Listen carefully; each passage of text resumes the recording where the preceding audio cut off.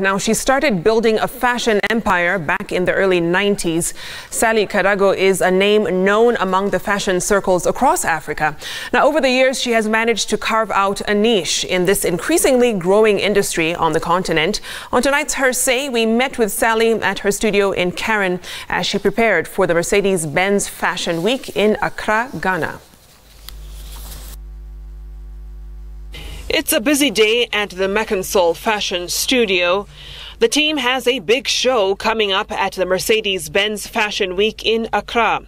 The finishing touches are being made on this collection that is the creation of this woman, renowned Kenyan fashion designer Sally Karago. From a young age, Sally had always been fascinated by beautiful clothing, which inspired her to study fashion design in London.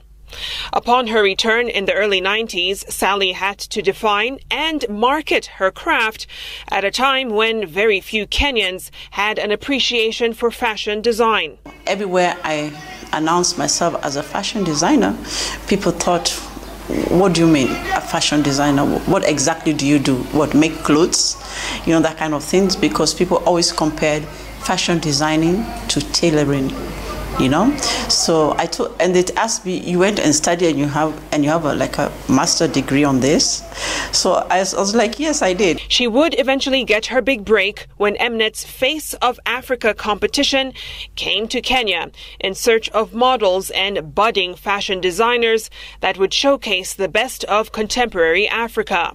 We were about 150 designers, and I was the last to be seen in the as 150th one. And when they saw what I had, especially the garment that I had made with porcupine quills, they were like, they had never seen a porcupine quill, and I was amazed. So they selected me and they asked me to do a collection that was 12 pieces. And from there, Sally's popularity grew, seeing her invited to fashion shows across Africa and beyond. Through the years, she stayed true to her craft and brand. I've always liked the gypsy look. So any of my garments that you see, they will have a certain edge or an edgy look to it.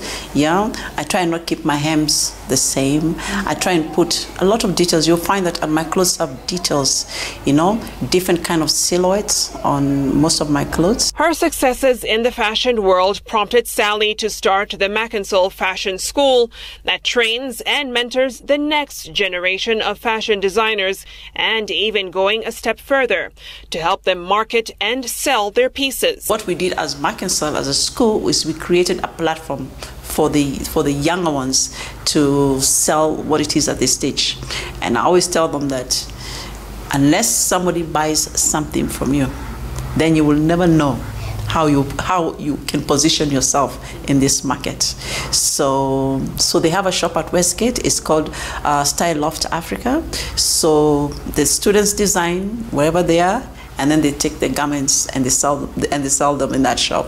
However, Sally believes in order for the local fashion industry to truly grow, fashion shows need to be a part of the customer experience. Consumers and fashion designers were not linking, and we need to link. So we can have many shows, many 2 shows a year is enough, you know, because we only have a hot season and a cold season, you know. So I'd love to work with the Minister of Culture, yeah, and Sports, to bring this whole thing together, because fashion is something that will never die. Sally hopes such platforms will stir up a greater appreciation for local fashion design in Kenya and enable the country's artistic resource to be exported to the world.